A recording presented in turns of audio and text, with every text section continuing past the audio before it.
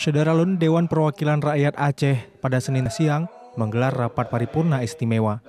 Agenda rapat adalah pengumuman akhir masa jabatan Gubernur dan Wakil Gubernur Aceh periode 2012-2017 dan pengumuman calon Gubernur dan Wakil Gubernur Aceh terpilih periode 2017-2022 hasil penetapan KIP Aceh. Paripurna itu tanpa dihadiri oleh Ketua DPR Aceh, Muharruddin.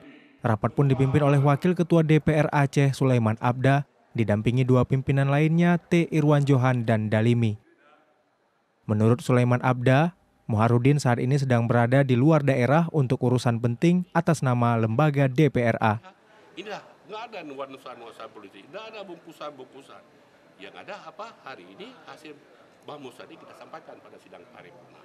Dan insya Allah nanti hasil sidang paripurna sore kita angkat ke Presiden Undang-Undang Negeri. Hari ini akan langsung dibawa langsung atau dihantar langsung. Oleh siapa? Sulaiman Abda juga menyebut bahwa rapat paripurna istimewa hari ini bukan untuk mengambil keputusan, melainkan untuk menyampaikan hasil yang telah diputuskan sebelumnya. Dari Banda Aceh, Budi Fatria, Serambi On TV.